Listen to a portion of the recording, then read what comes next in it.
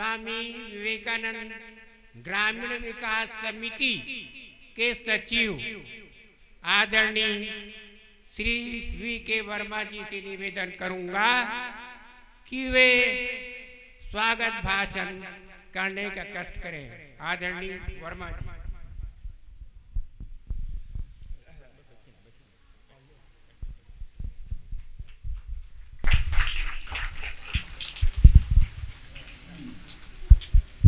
आज की सभा के मुख्य अतिथि पूज्यपाद स्वामी अव्ययात्मानंद जी महाराज, डॉक्टर ओम प्रकाश जी वर्मा, नायक जी, बड़ौदा के सोहन दाऊ जी, उपस्थित भगवती वर्मा जी, शैलेन जी, भक्तू जी, जितेंद्र भाई, विकास जी और भी यहाँ के जो ग्रामीण बंधुओं, माताओं, बहनों और स्कूल की मान सेवी शिक्षिकाओं, यह हम सबका परम सौभाग्य है कि आज हमारे इस संस्था के मुख्य संरक्षक पूज्य स्वामी अव्ययात्मानंद जी महाराज हमारे बीच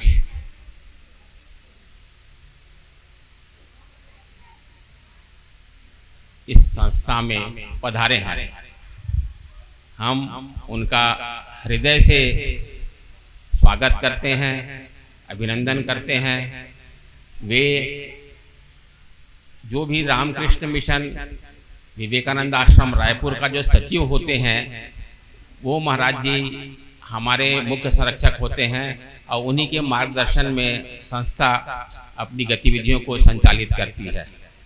आज पहली बार जो है मुख्य संरक्षक के रूप में, वैसे तो वो कई बार यहाँ हमारे बीच में हमें आशीर्वाद देने के लिए उपलब्ध रहे हैं, किंतु मुख्य संरक्षक के रूप में पहली बार यहाँ आए हैं। हम उनके चरणों में प्रणाम निवेदित करते हैं संस्था की ओर से, ग्रामवासियों की ओर से, कि वो हमारा मार्गदर्शन करें और भविष्य में इस संस्था की सभी गतिविधियों के लिए हमें आशीर्वाद दें।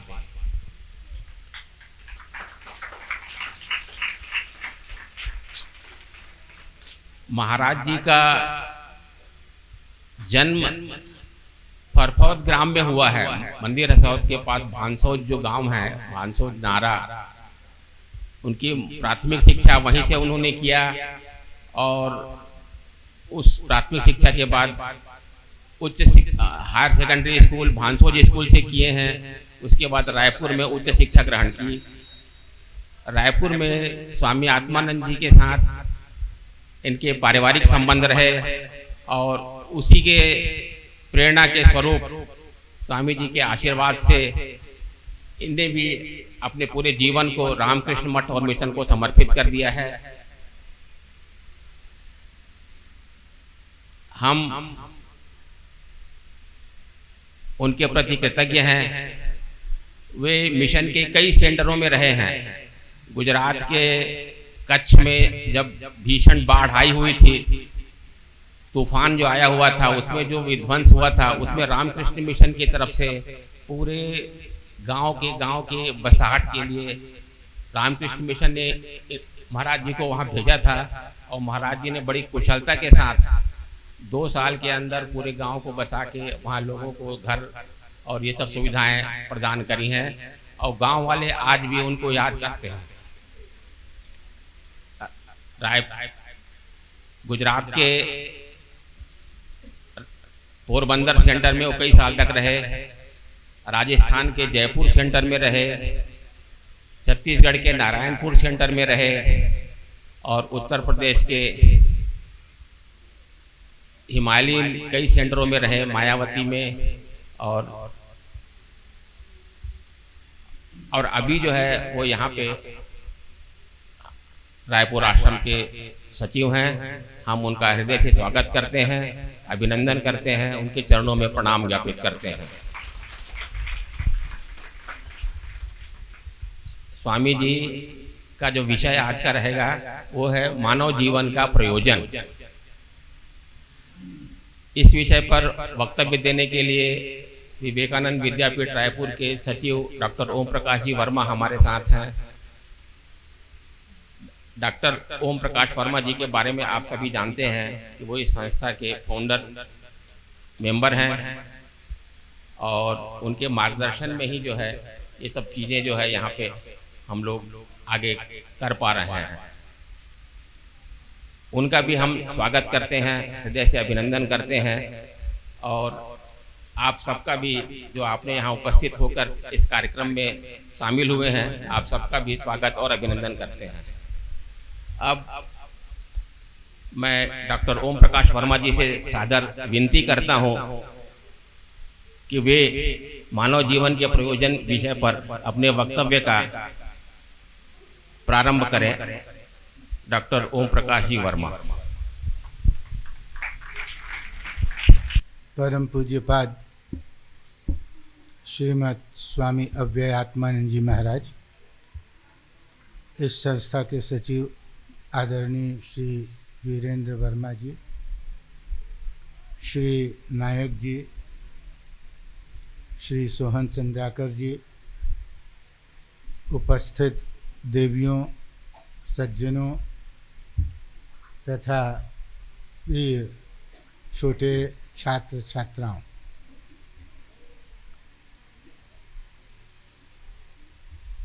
आज के इस अवसर पर बोलने का जो विषय रखा गया है वह है मानव जीवन का प्रयोजन। मानव जीवन का प्रयोजन तो एक दार्शनिक विषय है और दर्शन के तत्वों के आधार पर ही जीवन के प्रयोजन पर विचार किया जा सकता है। व्यावहारिक दृष्टि से यदि एक वाक्य में मानव जीवन के प्रयोजन को स्पष्ट करना चाहें तो हम यही कहेंगे कि जीवन में दुखों की अत्यंतिक निवृत्ति और शाश्वत सुख की प्राप्ति, यही मानव जीवन का प्रयोजन है। भारतवर्ष में अनेक दर्शनों की संस्थापनाएं हुई हैं, अनेक धर्मों की संस्थापनाएं हुई हैं और सब का प्रयास यही रहा है कि कैसे व्यक्ति के जीवन को दुखों से रहित किया जाए और उसके जीवन को आनंदमय बनाया जाए। जीव जब पहली बार संसार में आता है, जीव जब मानव के गर्भ में प्रवेश करता है, तब से जीव की यह चेष्टा होती है कि कैसे वह अपने आप को दुखों से निवृत्त कर ले। जीव के गर्भ में रहते ही माता यदि उन वस्तुओं को खाती है जिससे गर्भ में रहने वाले जीव को कष्ट मिलता है, तो ऐसी वस्तुएं भी जीव को कष्ट देती हैं। गर्भ से बाहर आते समय आने के पश्चात धाय के उंगलियों का कठोर स्पर्श, सूर्य का प्रबल प्रकाश, वायु का तेज प्रकंपन, ये सब जीव को बहुत कष्ट देते हैं और जीव रो रो कर अपना दुख प्रकट करता है। समय के बीतते बीतते वह संसार में रहते हुए अनुभव करता है कि सुख और दुख उसके जीवन के आवश्यक पक्ष हैं। जिन वस्तुओं से उसे दुख मिलता है उन वस्तुओं के प्रति वह विरक्त होता है और जिन वस्तुओं से उसे सुख मिलता है उसके प्रति वह अनुरक्त होता है और उस प्रकार उसकी जीवनचर्या धीरे धीरे बढ़ती जाती है। समय के विकास के साथ साथ वह देखता है कि संसार की वस्तुओं में बहुत सुख नहीं है। पहले जो वस्तुएं उसे सुख देती थीं, बाद में वही वस्तुएं उसे कष्ट भी देती हैं। पहले परिजनों का दिया हुआ खिलौना, रात्रि में चंद्रमा को देखकर उसका प्रसन्न होना, ये सब उसको सुख प्रदान करते थे, पर आयु के साथ साथ एक ऐसी स्थिति आती है कि ये सब वस्तुएं उन्हें सुख प्रदान करने में समर्थ नहीं हो पाती, और तब उसकी दृष्टि अपने अंतर जगत के सत्यों की ओर जाती है। ये जो धर्म और दर्शन है, इन्हीं अंतर जगत के सत्यों का उद्घाटन करते हैं। बाह्य जगत से मनुष्य के चिंतन की यात्रा प्रारंभ होती है, जिसे हम लोग चार्वाक कहते हैं, जो भौतिक जगत को ही अपने जीवन का परम सुख मानते हैं। पर धर्म और दर्शन यहाँ पर रुकते नहीं। ज्ञान की अनेक सीढ़ियों को पार करते हुए वे एक ऐसी स्थिति पर पहुँचते हैं जहाँ पर दुखों की आत्यांतिक निवृत्ति हो जाती है, परम आनंद की प्राप्ति में डूब जाते हैं। और यही मानव जीवन का उद्देश्य है। हमारे उपनिषद बड़े काव्यात्मक तरीके से इस दिव्य स्थिति का वर्णन करते हैं। वे कहते हैं, भिद्यते हृदय ग्रंथिश छिद्यन्ते सर्व संशयाः क्षीयन्ते चास्य कर्माणि तस्मिन् दृष्ट्वा परावरे। हृदय की ग्रंथियों का भेदन हो जाता है, सभी संशय नष्ट हो जाते हैं, कर्मों का क्षय हो जाता है, मनुष्य आनंद में डूब जाता है। दर्शन इसे विभिन्न शब्दों के रूप में व्यक्त करते हैं। कोई इसे आत्मज्ञान कहता है, कोई इसे भगवत लाभ कहता है, कोई इसे निर्वाण कहता है, कोई इसे मुक्ति कहता है। तो ये जो आत्मज्ञान, भगवत लाभ, निर्वाण, मुक्ति, यही मानव जीवन के प्रयोजन के रूप में स्वीकार की गई है। तो यह जो आत्मलाभ है या ईश्वर की प्राप्ति है, यही मानव जीवन का प्रयोजन है। और समस्त भारतीय दर्शन, समस्त भारतीय धर्म इसी मानव जीवन के प्रयोजन को प्राप्त करने की सीख मनुष्य को देते हैं। हमारे यहाँ चाहे वह बालक हो, चाहे वह किशोर हो, चाहे वह युवा हो, चाहे वह वृद्ध हो, वो सभी इसी आत्मज्ञान के पीछे, मानव जीवन के इसी प्रयोजन को प्राप्त करने के पीछे लगे हुए हैं। बालक हैं, ध्रुव बालक हैं। ध्रुव की कथा आप जानते होंगे। 5-6 साल ध्रुव की आयु है। ध्रुव पिता की गोद में बैठना चाहते हैं। राजा उत्तानपाद पिता थे, उनकी 2 पत्नियां थी, सुनीति और सुरुचि।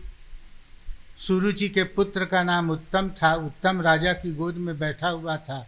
ध्रुव भी राजा की गोद में बैठना चाहता है, पर उसकी जो विमाता है, सुरुचि है, वह उसका तिरस्कार करती है, वह उसको बैठने नहीं देती। वह कहती है कि यदि तुझे राजा की गोद में बैठना है तो तुझे मेरे कोख से जन्म लेना पड़ेगा। बहुत अपमानित होता है, बहुत दुखी होता है। अपने माँ के पास ध्रुव जाता है और तब माँ उसको यही शिक्षा देती है, अरे यह जो राजा का जो गोद है, वह गोद तो अस्थायी है। तुझे तो ऐसा पद प्राप्त करना है जिससे पाने के बाद उससे बड़ा कोई दूसरा पद नहीं होता। प्रत्यक्षतः वह इसी भगवत लाभ की बात करती है, भगवान को पाने की बात करती है। और तब वह छोटा बालक ध्रुव ईश्वर को पाने के लिए चले जाता है। रास्ते में नारद जी मिलते हैं, उसकी सहायता करते हैं और वह कठोर तपस्या करता है। कठोर तपस्या, इतनी तपस्या करता है कि उसके तपस्या के विवरण को पढ़ने सुनने से शरीर के रोंगटे खड़े हो जाते हैं। और ध्रुव की तपस्या सफल होती है। वह मानव जीवन के प्रयोजन को बहुत कम आयु में प्राप्त कर लेता है। ईश्वर का दर्शन उसको होता है, उसका जीवन धन्य हो जाता है। और भक्तों के संसार में ध्रुव का नाम अभी भी मानो एक स्वर्णिम सितारे की भांति चमकते रहता है। तो बालक है ध्रुव, मानव जीवन के प्रयोजन को प्राप्त करता है। किशोर है नचिकेता। उपनिषद में, कठोपनिषद में नचिकेता की कथा आती है। वह भी मानव जीवन के प्रयोजन को प्राप्त करने के लिए संलग्न है। एक दिन नचिकेता देखता है कि उसके पिताजी यज्ञ कर रहे हैं, विश्वजीत यज्ञ कर रहे हैं, और वह यज्ञ ऐसा यज्ञ है कि उस यज्ञ में सब कुछ दान कर देना पड़ता है। जो भी है सब कुछ दान कर देना पड़ता है। तो ऋषि, उसके पिता जो ऋषि हैं, वो यज्ञ कर रहे हैं और वस्तुओं का दान दे रहे हैं। यह बालक जो नचिकेता है बड़ा विवेकी था, बड़ा बुद्धिमान था, ऋषि का पुत्र था। ज्ञान तो उसको मानो उसके वंशानुक्रम से उसको मिला हुआ था। वह नचिकेता देखता है कि पिताजी कुछ अच्छे गायों को मेरे नाम से सुरक्षित रख लिए हैं, उसका दान नहीं कर रहे हैं, और बूढ़ी बूढ़ी गायों को वो दान दे रहे हैं। ऐसी गायें जो दूध देने के लिए समर्थ नहीं हैं, जो खाने के लिए, घास खाने के लिए समर्थ नहीं हैं, जिसके दांत टूट गए हैं, जो बच्चा पैदा करने के समर्थ नहीं हैं, तो ऐसे गायों को पिताजी दान दे रहे हैं और अच्छी गायों को मेरे नाम से सुरक्षित रख लिए हैं। नचिकेता तो बड़ा विवेकी था। नचिकेता सोचता है इससे तो पिताजी को अकल्याण हो जाएगा, और तब वह पिताजी के कल्याण की कामना कैसे करता है, कैसे वो की जा सकती है, वह सोचता है। वह पिताजी के पास जाता है, उसे युक्त एक समझ में आती है। वह पिताजी के पास जाता है और सोचता है कि मेरे जो पिताजी के आसक्ति का केंद्र मैं हूँ, यदि मेरे से उनकी आसक्ति दूर हो जाएगी तो इनका यह जो अज्ञान है दूर हो जाएगा, और फिर ये जो श्रेष्ठ गायें जो सुरक्षित उन्होंने मेरे नाम से रखी हैं उनको भी ध्यान देंगे, और तभी यज्ञ का प्रयोजन पूर्ण होगा। ऐसा सोचकर वह पिताजी के पास जाता है और पिताजी से कहता है, पिताजी मैं भी तो आपकी संपत्ति हूँ, आप मुझे किसे दान दे रहे हैं? कस्य इमाम दास से इति, आप मुझे किसे दान दे रहे हैं? पिताजी सुनते तो हैं पर ध्यान नहीं देते। फिर थोड़ी देर बाद ध्रुव कहता है कि पिताजी मैं भी तो आपकी संपत्ति हूँ, आप मुझे किसे दान दे रहे हैं? अब भी पिताजी उसकी ओर लक्ष्य नहीं करते हैं, पर ध्रुव के मन में तो पिता के कल्याण की कामना है। वह तो पिता के यज्ञ को पूरी तरह से सफल होने देना चाहता है, और जब तक मैं आसक्ति का केंद्र दूर पिताजी की दृष्टि में नहीं होऊंगा, पिताजी के यज्ञ का प्रयोजन पूर्ण नहीं होगा। ऐसा नचिकेता के मन में संकल्प है। वह तीसरी बार उसके पास पिताजी के पास जाता है, फिर वही कहता है, पिताजी मैं तो आपकी संपत्ति हूँ, आप मुझे क्या दान किसे दे रहे हैं? और तब पिताजी क्रोध में भर जाते हैं और क्रोध में भर के कहते हैं, मृत्युए त्वाम ददामी थी, मैं तुम्हें मृत्यु को दान देता हूँ। और बस पिताजी ने ऐसा मुख से कहा, ऐसे शब्द निकले, पिताजी भी अचानक सोच में पड़ गई कि मैंने कैसी गलती कर दी। वो बड़े विलाप करने लगे, दुखी होने लगे, अपने पुत्र से कहने लगे कि पुत्र मैंने तो यूं ही कह दिया था, तुम्हें इसे मानने की आवश्यकता नहीं है। पर नचिकेता तो ऋषि का पुत्र था, सामान्य बचपन से ही सत्य के प्रति आसक्ति थी। वो अपने पिताजी को समझाता है, पिताजी आप ऋषियों की परंपरा को देखिए, अपने वचन के पालन के लिए उन्होंने अपने जीवन का दान कर दिया, आपने मुझको मृत्यु को दिया है, आप चिंतित मत होइए, मैं मृत्यु के पास जाता हूँ। और फिर कथा कहती है कि नचिकेता है वो मृत्यु के देवता यमराज के पास चले जाता है। यमराज उस समय वहाँ पर घर पर नहीं थे, 3 दिन 3 रात वह उनके दरवाजे पर खड़ा रहता है। यमराज की पत्नी उसको खाने पीने के लिए देना चाहती है, पर नचिकेता कहता है मैं तो अब यमराज की संपत्ति हो गया हूँ, उनके अनुमति के बिना मैं कुछ भी ग्रहण नहीं करूँगा। 3 दिन बाद जब यमराज आते हैं और ध्रुव की ऐसी निष्ठा को देखते हैं, बहुत प्रसन्न होते हैं। उसे 3 वर मांगने के लिए वे कहते हैं। कथा बड़ी लंबी है, सार यह है, तीसरे वर में वह इसी आत्मज्ञान को जानना चाहता है। वह जानना चाहता है कि आत्मज्ञान क्या होता है, व्यक्ति मरने के बाद कहाँ जाता है, मुक्ति किसे कहते हैं, इन्हीं तत्वों को वो जानना चाहता है। पर यह जो आत्मज्ञान है वह सबको नहीं दिया जा सकता। यमराज उसकी परीक्षा लेते हैं, उन्हें अनेक प्रकार के प्रलोभन देते हैं। वे कहते हैं कि तू इसको लेकर क्या करेगा, तू वापस चले जा, तू राज्य चल, तेरे को मैं अनेक पुत्र पुत्री देता हूँ, पूरे पृथ्वी का साम्राज्य तुमको देता हूँ। ये कामा दुर्लभा मर्त्य लोके सर्वान कामान छंदतः प्रार्थयस्व इमा रम्या सर्था सतूर्या नहिर्दृशा लंभनीया मनुष्य। जो भोग इस पृथ्वी के लोगों को उपलब्ध नहीं है वो सारे भोग मैं तुम्हें देता हूँ, तू आत्मज्ञान की बात को छोड़ दे और पृथ्वी में चला जा और भोगों का उपभोग कर। पर नचिकेता नहीं मानता, अंत में वह आत्मज्ञान की प्राप्ति करता है और मानव जीवन के प्रयोजन को प्राप्त करता है। ये तो किशोर है। युवा है नारद भी मुक्ति लाभ करने के लिए जाते हैं। नारद भी अपने गुरु के पास जाते हैं, कहते हैं कि गुरुदेव अधी मुझको आप शिक्षा दीजिए, मुझको शिक्षा दीजिए। श्रवण, और तब उनके गुरु बोलते हैं कि मैं तुमको शिक्षा तो दूंगा, तुम बताओ पहले तुम क्या जानते हो।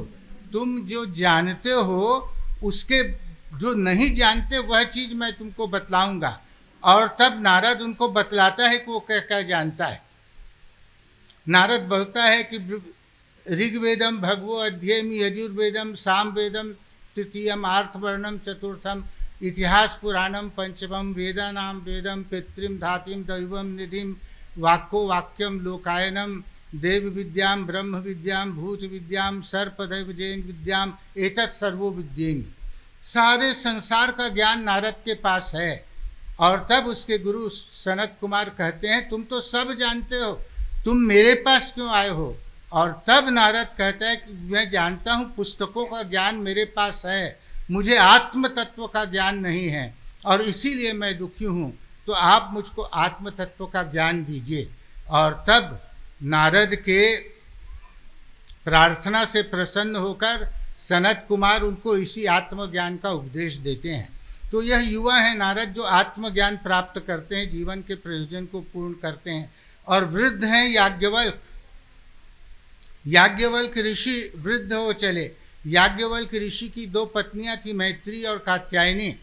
याज्ञवल्क ऋषि वृद्ध हो गए, उनको लगा कि अब तो मैं वृद्ध हो गया हूँ, कभी भी मेरा जीवन जा सकता है, तो अब मैं वन के अंदर चले जाऊँगा, वन के भीतर जाऊँगा, प्रवज्ञा ग्रहण करूँगा, संन्यास ग्रहण करूँगा और संन्यास ग्रहण करके मैं फिर आत्म लाभ करूँगा, आत्मज्ञान का लाभ करूँगा, जीवन के प्रयोजन को पूर्ण करूँगा।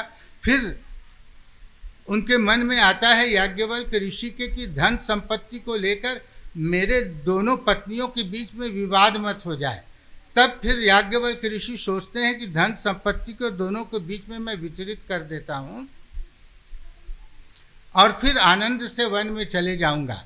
पहली पत्नी कात्यायनी से वो प्रस्ताव रखते हैं। कात्यायनी तो घरेलू महिला थी, जो पति ने कहा उसको मान लेती है। पर जब वो मैत्रेयी के पास जाते हैं और कहते हैं कि मैत्रेयी मैं ऐसा ऐसा है, मैं इन संसार की संपत्ति को तुम दोनों के नाम में कर देना चाहता हूँ, तब मैत्रेयी सोचती है कि जरूर ऋषि कोई और बड़ी चीज़ प्राप्त करने जा रहे हैं, तभी तो संसार को वो त्याग रहे हैं। और तब मैत्रेयी याज्ञवल्क ऋषि से प्रश्न करती है कि क्या ये धन संपत्ति को पाकर मैं चिरंतन सुख की प्राप्ति कर सकूंगी। और तब ऋषि कहते हैं कि नहीं, इन धन संपत्ति को तुम पाओगी तो तुमको चिरंतन सुख प्राप्त नहीं होगा, तुम्हारा जीवन अमीरों जैसा सुखी हो जाएगा, तुमको आत्मज्ञान की प्राप्ति नहीं होगी। और तब मैत्रेयी कहती है कि ये ना हम किं कुर्याम तेना हम नामृतास्याम, मैं उसको लेकर क्या करूंगी जिसको पाकर मैं अमृतत्व की प्राप्ति नहीं कर पाती। तो ऋषि आप तो मुझको ऐसा कुछ ज्ञान दीजिए जिससे मेरे जीवन में अमृतत्व की प्राप्ति हो, मेरा जीवन धन्य हो। और तब ऋषि उसको आत्मज्ञान का उपदेश देते हैं। आत्मा वारे द्रष्टव्य श्रोतव्यो मंतव्यो निदिध्यासितव्यो मैत्री आत्मनि दृष्टे श्रुते मते विज्ञात इदम सर्वम विदितम। तो ये आत्मज्ञान का उपदेश देते हैं। तो यह जो आत्मज्ञान है, यही आत्मज्ञान भारतीय धर्म का, भारतीय दर्शन का मूल तत्व है। यही मानव जीवन का प्रयोजन है। चाहे बालक ध्रुव हो, चाहे किशोर नचिकेता हो, चाहे युवा नारद हो, चाहे वृद्ध याज्ञवल्क हो, इसी आत्मज्ञान को प्राप्त करने की सलाह देते हैं। और इसके लिए हमारे धर्म में अनेक प्रकार के योग की संस्थापनाएं हुई हैं। ज्ञान योग है, कर्म योग है, भक्ति योग है, राजयोग है, ऐसे सब योग हैं जिसके माध्यम से हम अपनी साधना कर सकते हैं। आधुनिक युग में भगवान श्री रामकृष्ण देव हुए और भगवान श्री रामकृष्ण देव ने एक नया मार्ग बताया। उनके गुरु उनके शिष्य स्वामी विवेकानंद ने श्री रामकृष्ण देव की अनुभूति के आधार पर बताया कि आज के युग में ईश्वर पाने का जो सर्वश्रेष्ठ मार्ग है वह है दीन दुखियों की सेवा करना। आत्मनो मोक्षार्थम जगत हिताय का सूत्र उन्होंने रखा। आप संसार का हित कीजिए, संसार का कार्य कीजिए और अपने आत्मा की मुक्ति का प्रयास कीजिए। तो यह भगवान श्री रामकृष्ण देव और स्वामी विवेकानंद की अनुभव देन है कि अभी हमको आत्मज्ञान के लिए संसार से बाहर, संसार को त्याग कर वनों में जाने की जरूरत नहीं है, पहाड़ों में जाने की जरूरत नहीं है। हम अपने कार्यों को करते हुए, भगवत समर्पित बुद्धि से कार्यों को करते हुए हम लोग ईश्वर की प्राप्ति कर सकते हैं। स्वामी विवेकानंद ने वन के वेदांत को संसार में लाकर रखा। उन्होंने हमारे आत्मज्ञान के स्वरूप को बड़ा सहज बना दिया।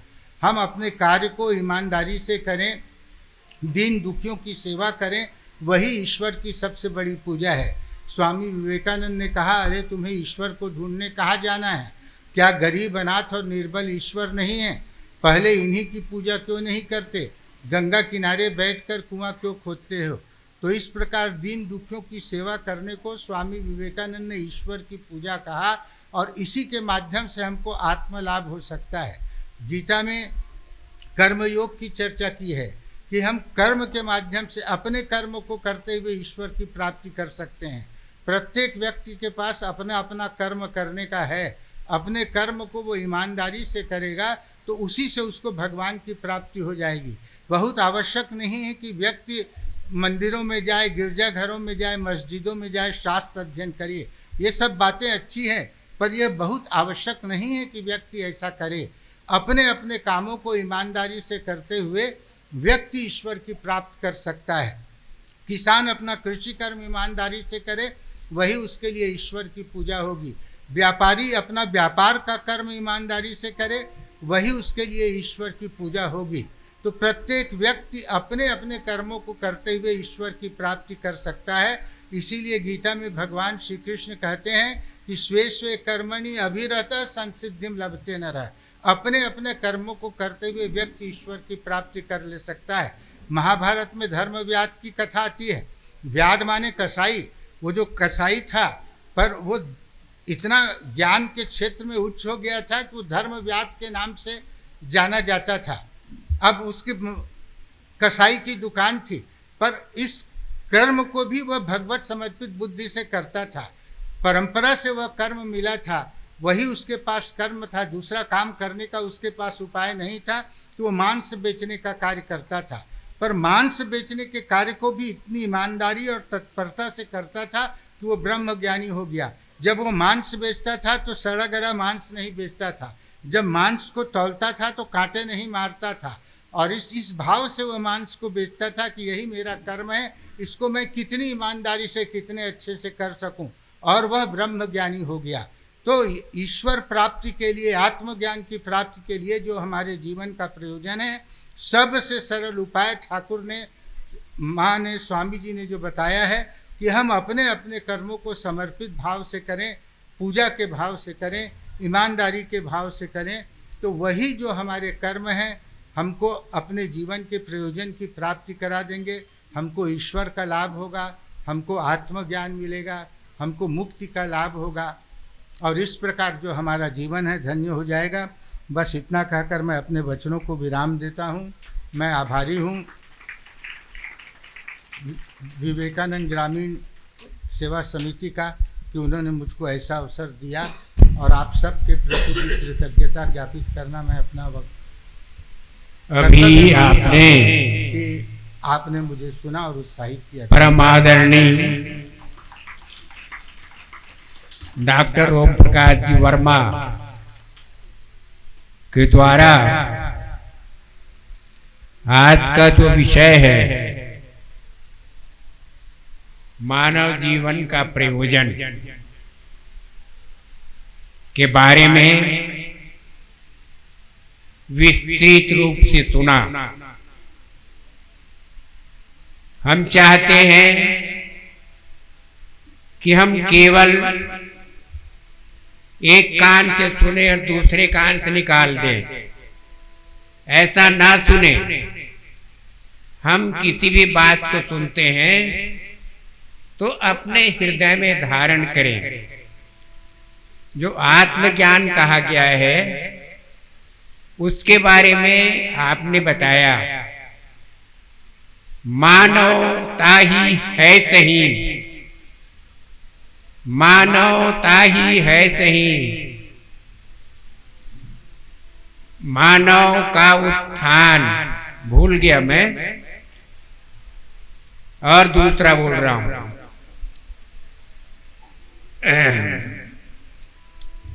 फूलों की महक से, फूलों की महक से बाग महक जाता है, फूलों की महक से बाग महक जाता है, आदमी ज्ञान पाकर खुद चमक जाता है।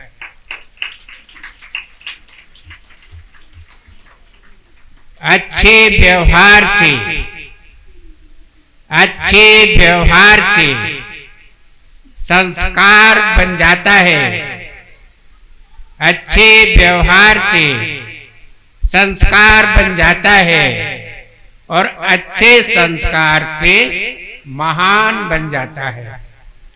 तो मनुष्य को अपने बच्चों को अच्छा संस्कार देना चाहिए। जो अच्छा संस्कार प्राप्त करता है वह अपने जीवन में हमेशा उत्थान करता है, मेधावी बनता है, प्रतिभावान बनता है। स्वामी आत्मानंद जी महाराज एक हमारे छोटे से गांव में पैदा हुए, परंतु वे इतने मेधावी थे, इतने मेधावी थे कि उनका चयन कलेक्टर पद के लिए हो गया, परंतु उन्हें कलेक्टर पद को त्याग दिया और जीव सेवा में आ गया। तो आज स्वामी ब्रह्मलीन स्वामी आत्मानंद जी का हम नाम ले रहे हैं।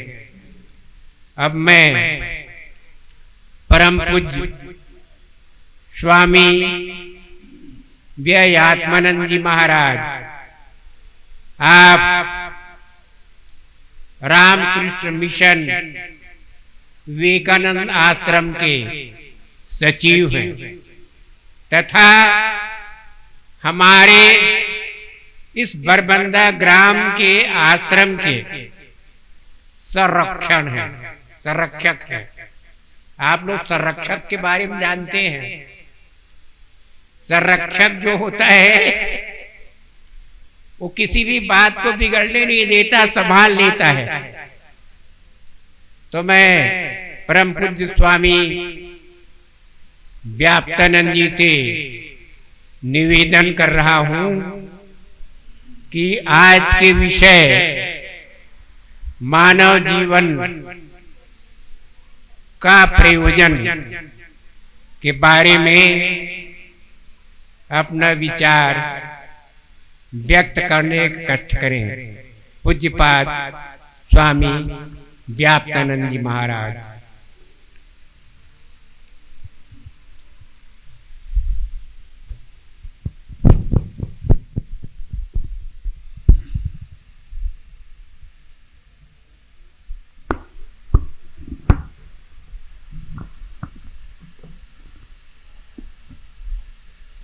स्थापकाय च धर्मस्य सर्वधर्मस्वरूपिणे अवतार वरिष्ठाय रामकृष्णाय ते नमः।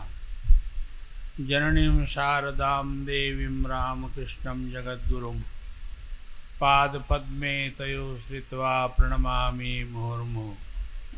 नमः श्रीयतिराजाय विवेकानंदसूर्ये सच्चित्सुखस्वरूपाय स्वामिने तापहारिणे। आदरणीय डॉक्टर ओम प्रकाश वर्मा, आदरणीय गोपाल वर्मा जी, आदरणीय सोहनलाल जी, उपस्थित सज्जनों, माताओं एवं बाल मित्रों,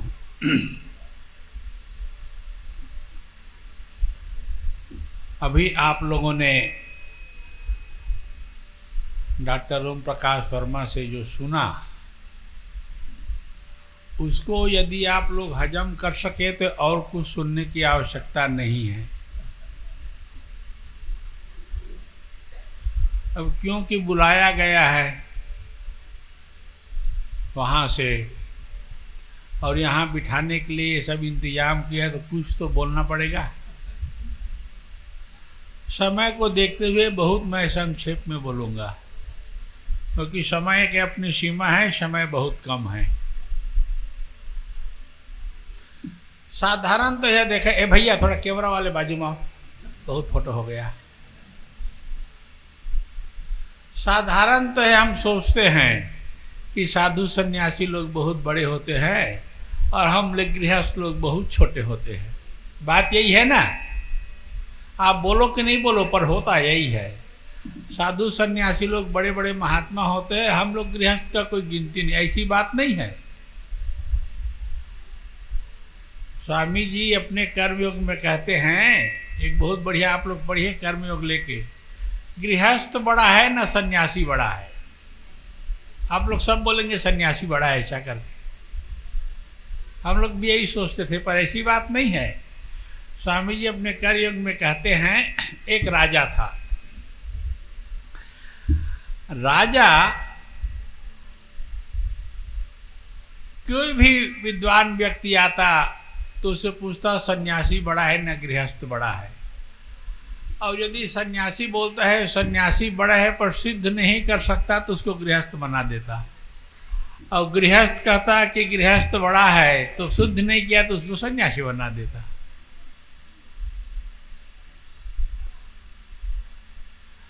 तो एक बार क्या हो गया, एक महात्मा जी पहुंचे,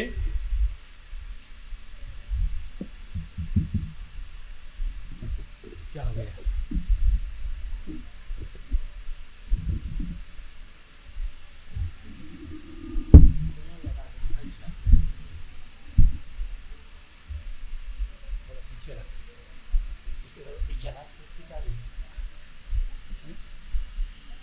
भगवान जाने क्या कर रहे हैं।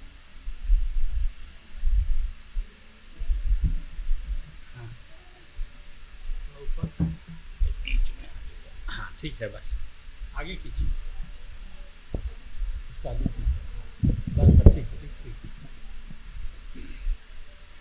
ठीक। तो एक बार एक सन्यासी पहुंचा, राजा ने वही प्रश्न किया, सन्यासी बड़ा है न गृहस्थ बड़ा है? तो सन्यासी एकदम साफ साफ जवाब देते, राजा न गृहस्थ बड़ा है न सन्यासी बड़ा है, अपने अपने क्षेत्र में दोनों महान हैं।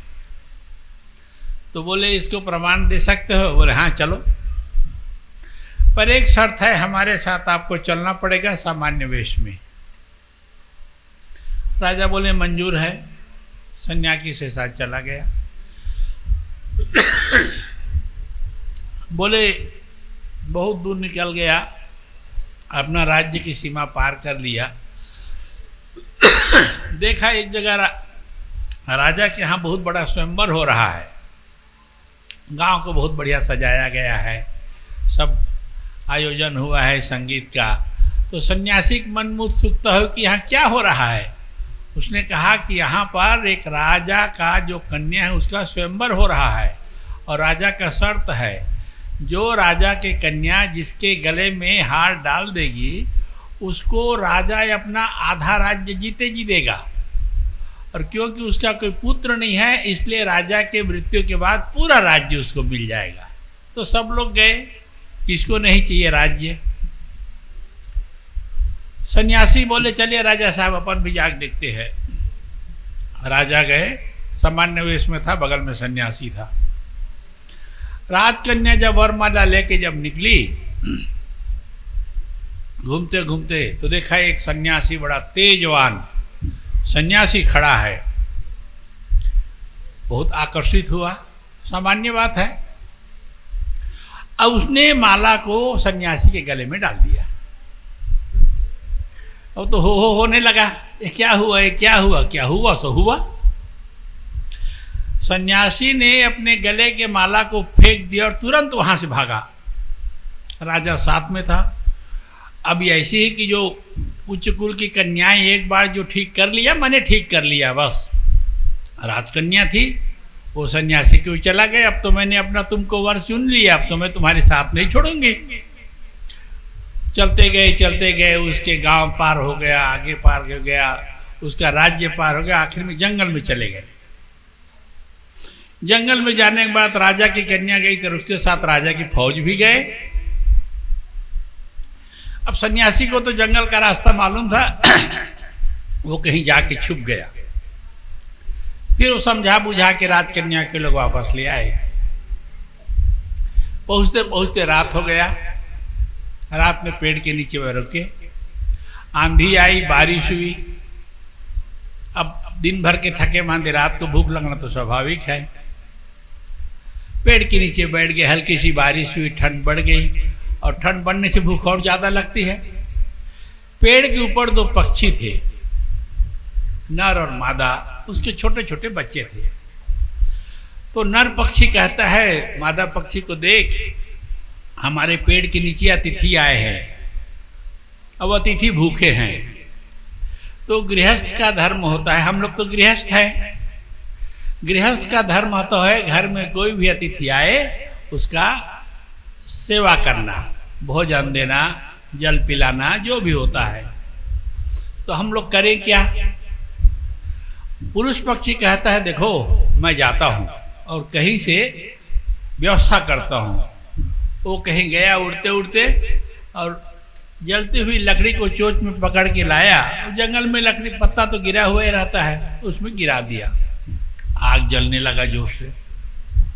अब आग जलने से क्या हुआ, उसके जो दो राजा और जो सन्यासी थे दोनों थोड़ा आग से सेक के थोड़ी ठंड को कम किया। भूख जोर से लगी। पक्षी ने सोचा भूखे तो हैं, तो उपाय क्या है? उसने अग्नि की परिक्रमा किया और ऊपर में अग्नि के ऊपर गिर गया।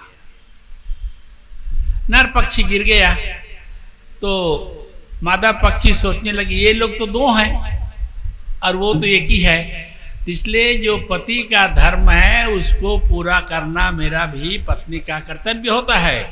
तो मादा पक्षी उसमें आके गिर गई। अब पक्षी का जीव कितना होता है? बहुत छोटा सा।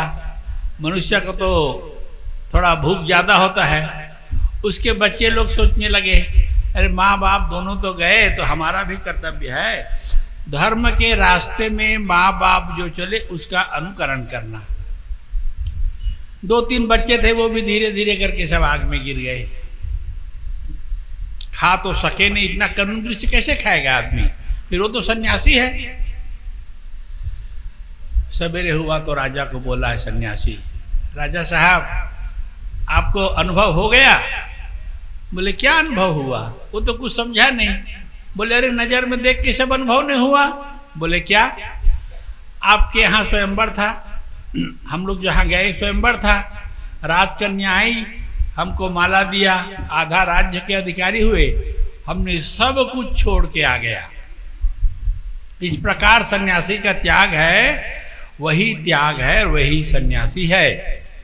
और गृहस्थ देखो, पक्षी देखो, पेड़ के नीचे बैठे थे, नर पक्षी गिर गया, मादा पक्षी गिर गई, उसके दो बच्चे, सर्वस्व त्याग कर दिया।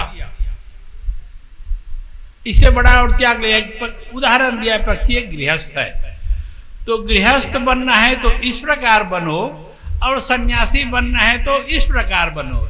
इसलिए न गृहस्थ छोटा है न सन्यास छोटा है, दोनों अपनी जगह में महान है। पर क्या इसको जीवन में अपन ला सकते हैं, प्रयोग में ला सकते हैं? गांव में रामलीला हुआ, गांव के लोग आते हैं, आखिरी दिन चढ़ोतरी होती, सब दान देते हैं।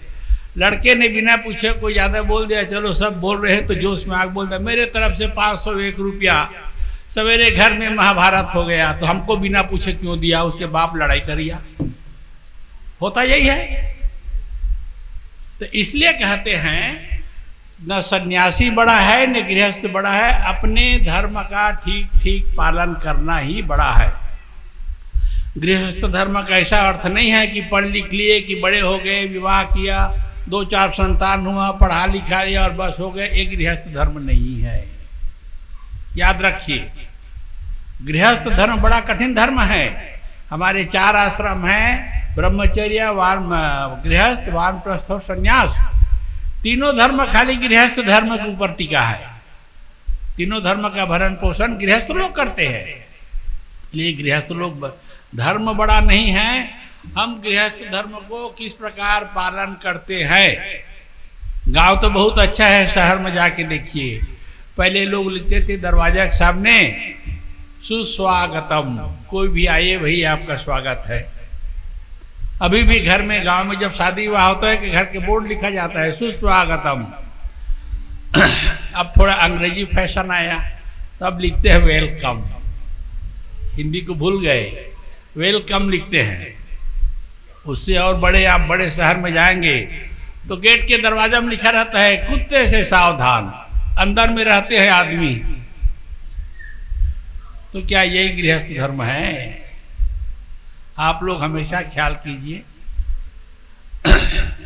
अपने लिए कुछ कीजिए, कुछ समाज के लिए कीजिए, कुछ गरीब बच्चों के लिए कीजिए। यह धरती बहुत पवित्र धरती है जिसके ऊपर ऐसे एक महान पुरुष ने जन्म लिया है। समाज मत समझिए इसको। छत्तीसगढ़, मध्य प्रदेश आपको तो छोड़ दीजिए, दूसरी जगह भी स्वामी आत्मानंद महाराज का कितना प्रभाव था, और हम लोग उसके प्रभाव से प्रभावित होकर तो बाबा जी बन गए। आप लोग को बनने को नहीं बोल रहा, आप लोग यहीं रहिए, बनने की जरूरत नहीं है। पर एक आदर्श जीवन जो होता है जीने का आप लोग प्रयास कीजिए। समय हो गया है, धन्यवाद।